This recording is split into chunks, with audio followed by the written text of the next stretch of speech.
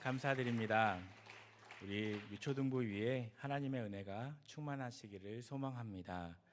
또한 이 시간 함께 예배드리시는 모든 성도님들께도 동일한 은혜를 허락하실 줄 믿습니다. 우리가 살아가다 보면 두려움에 사로잡힐 때가 있습니다.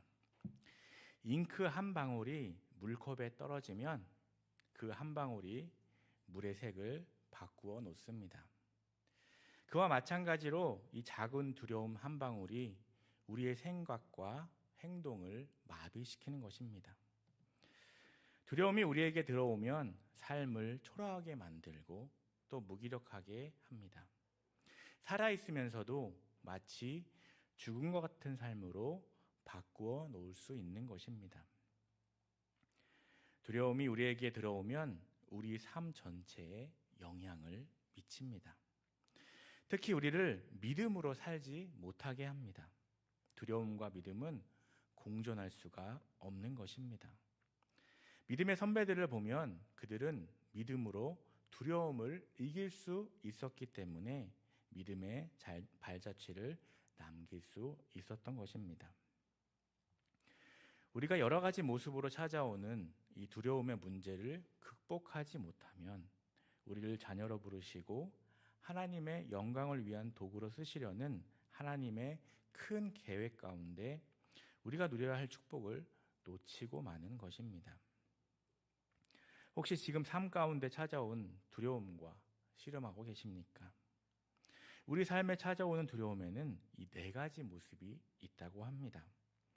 첫째는 내일 입을 것이 어떻게 하나, 내일 먹을 것이 없으면 어떻게 해야 하나 하는 결핍에 대한 두려움입니다. 두 번째는 혹시 내가 병이 들어서 그 고통을 감당하지 못하면 어떻게 하나 하는 이 고통에 대한 두려움입니다. 그리고 세 번째는 이렇게 열심히 일해서 가게를 일구었는데 망하면 어떻게 하나 하는 실패에 대한 두려움입니다. 그리고 마지막 넷째는 죽음에 대한 두려움입니다. 그런데 하나님은 그 두려운 마음이 하나님으로부터 오는 것이 아니라고 말씀하십니다. 디모데후서 1장 7절은 이렇게 말씀합니다. 하나님이 우리에게 주신 것은 두려워하는 마음이 아니요 오직 능력과 사랑과 절제하는 마음이니. 아멘.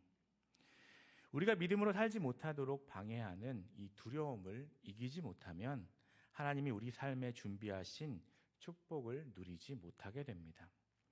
그러면 우리는 어떻게 이 두려움을 이길 수 있을까요? 시편 46편에는 엄청나게 큰 두려움의 상황에서 믿음으로 그것을 이긴 신앙인의 고백이 담겨 있습니다.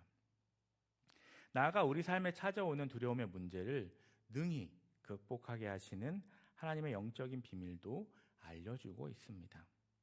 오늘 말씀 2절 3절을 말씀을 읽으면 저자가 이 시를 기록할 때 얼마나 위급하고 두려운 상황에 있었는지를 피부로 느낄 수 있습니다. 그러므로 땅이 변하든지 산이 흔들려 바다에 빠지든지 바닷물이 솟아나고 뛰돌든지 그것이 넘침으로 산이 흔들릴지라도 우리는 두려워하지 아니하리로다. 아멘. 발붙일 곳이 없는 다급한 현실, 또 쓰나미와 같은 큰 파도가 몰려오지만 그 파도를 피할 수도 없고 아무런 조치도 취할 수 없는 상황이 이 시편 기자가 당한 현실이었다고 묘사하고 있는 것입니다. 그런데 3절 후반절을 보면 이렇게 위급하고 두려운 상황에서도 시편 기자는 놀라운 고백을 합니다. 우리는 두려워하지 아니하리로다. 무엇이 그들로 하여금 두려움을 이기게 했을까요? 그 첫 번째 답이 1절에 있습니다. 우리 1절 말씀을 함께 읽겠습니다. 하나님은 우리의 피난처시요 힘이시니 환난 중에 만날 큰 도움이시라. 아멘. 이 시편 기자는 1절 말씀을 통해 환경을 주목하지 말고 그 가운데 함께 하시는 하나님을 주목하라고 말씀하고 있습니다. 그것이 그가 이 두려움을 이긴 비결이었다고 고백하는 것입니다. 믿음의 사람들이 두려움을 이길 수 있었던 이 영적 비결은 하나님께 주목한다는 것이었습니다. 성경, 특히 구약 성경을 보면 하나님이 특별히 만나주신 사람에 대한 기록이 있습니다.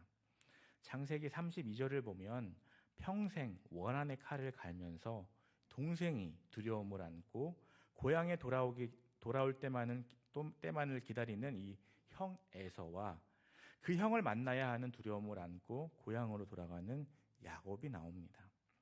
그때 야곱으로 하여금 두려움을 이기게 하셨던 하나님의 처방은 그와 함께 하시는 하나님을 보게 하신 것이었습니다. 그때 하나님은 에서의 군대보다 하나님의 군대가 훨씬 크다는 것을 보여주셨습니다. 사람의 힘으로는 도저히 무너뜨릴 수 없어 보이는 여리고성 앞에 서 있었던 여호수아에게 하나님은 동일한 일을 행하셨습니다. 하나님은 여호수아에게 군대 장관의 모습으로 나타나셔서 이것을 당신이 하시는 전쟁이라고 하시며 하나님을 주목하게 하셨습니다. 그런데 하나님이 이렇게 눈에 보이게 나타나시면 주목하는 것이 쉬웠을 것입니다. 하지만 오늘날 우리는 하나님을 믿음의 눈으로 보아야 하는 시대에 살고 있습니다. 그렇다면 우리는 어떻게 하나님을 주목할 수 있을까요? 하나님을 묵상함으로 우리 마음의 채널을 하나님께로 바꾸어야 합니다. 사회학자들은 우리 세대를 가리켜 리모컨 세대라고 합니다. 우리는 TV를 보다가 마음에 들지 않으면 채널을 바꿉니다. 그런데 우리 마음의 채널에 안 된다는 생각, 소망이 없다는 생각이 들어왔는데도 우리는 그것을 바꾸지 못하고 그 화면에 빠져 있기 쉽습니다. 우리 마음의 채널을 하나님께로 바꿀 수 있어야 하나님께 주목할 수 있는 것입니다. 마음의 채널을 하나님께 돌리지 못하면 우리는 이 두려움과의 싸움에서 승리할 수 없습니다. 운동선수들이 성공하기 위해서는 두 가지를 해야 한다고 합니다. 하나는 열심히 기술을 연마해야 합니다. 열심히 연습하는 것은 운동선수의 기본입니다. 그런데 그것만으로는 성공적인 운동선수가 될 수 없다고 합니다. 그 다음에 해야 할 일은 마음의 채널을 바꾸는 연습을 해야 한다고 합니다. 멘탈을 잡는다고 표현하지요. 그래서 그들에게는 기술을 가르치는 코치뿐 아니라 스포츠 상담사도 함께 있습니다. 왜냐하면 마음의 채널을 바꾸지 못하면 아무리 기술이 좋아도 최고의 선수가 될 수 없기 때문입니다. 이렇듯 마음의 채널을 바꾸는 것은 대단히 중요합니다. 오늘 본문을 보면 시편 기자는 피할 곳이 없다는 생각을 하면서 환난 가운데 도움이 되시는 하나님께로 채널을 돌렸습니다. 2절 3절에서 땅이 변하고 산이 흔들리고 바닷물이 솟아나고 뛰놀고 넘치는 중에서도 그는 하나님은 우리의 피난처시오 힘이시니 환난 중에 만날 큰 도움이라고 고백하고 있는 것입니다. 그는 환난을 없게 하시는 하나님이라고 말하지 않았습니다. 환난 중에 만나주시는 하나님께로 믿음의 눈을 돌릴 수 있었기 때문에 그는 승리할 수 있었던 것입니다. 우리의 마음은 되지 않을 것이라는 생각 쪽으로 부정적인 쪽으로 흘러가게 되어 있습니다. 그러나 그럴 때 환난 가운데 함께 하시는 하나님께 오히려 환난을 역사의 장으로 사용하시는 하나님께 말씀과 기도를 통해 우리의 마음의 채널을 바꾸어야 합니다. 종교개혁자 마틴 루터가 생명의 위협 속에서도 종교개혁을 시작하고 실패에 대한 두려움을 이길 수 있었던 비결은 이 시편 46편을 묵상한 것이었다고 합니다. 마틴 루터는 마음속에 두려움이 들어와 짓누르기 시작하면 그의 동역자와 함께 이 시편 46편을 노래했다고 합니다. 그 과정에서 탄생한 찬송가가 오늘날 우리의 사랑을 받는 내 주는 강한 성이요입니다. 그는 이렇게 고백했습니다. 내 주는 강한 성이요 방패와 병기 되시니 큰 환난에서 우리를 구하여 내시리로다. 말씀을 통해 피난처가 되어주시고 환난 중에 도움이 되시는 하나님께로 우리 마음의 채널을 바꿀 때 우리를 넘어지게 하는 두려움의 문제를 이길 수 있습니다. 시편 기자는 하나님께로 채널을 바꾸는 것에서 그친 것이 아니라 하나님의 도우심의 손길에 감사합니다. 그는 4절에서 한 시내가 있어 나뉘어 흘러 하나님의 성 곧 지존하신 이의 성소를 기쁘게 하도다라고 했습니다.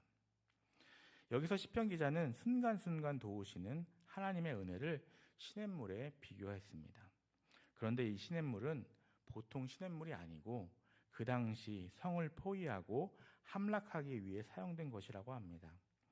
전쟁에서 상대의 성을 포기하고 나면 그 다음은 그 성으로 들어가는 모든 수자원을 차단합니다. 그러면 그 성에 아무리 많은 식량이 준비되어 있더라도 마실 물이 없으므로 저절로 성이 함락되는 것입니다. 그래서 많은 학자들은 이 시편 46편이 예루살렘 성이 적군에게 포위된 상황에서 쓰였거나 아니면 하나님이 승리하게 하신 후에 그 당시를 회고하면서 쓰인 것이라고 추측하는 것입니다. 시편 기자는 사방이 포위되어 나갈 구멍이 없었지만 가장 필요한 수자원이 되어주셔서 순간순간 필요한 은혜를 제공하시는 하나님을 바라보며 감사한 것입니다. 그러므로 언제 문제가 해결될지 조바심 내지 말고 순간순간 감당하게 하시는 하나님의 은혜에 감사할 수 있으면 우리와 동행하시는 하나님을 경험할 수 있습니다. 그리고 그 경험을 통해 우리는 두려움을 이기게 될 것입니다.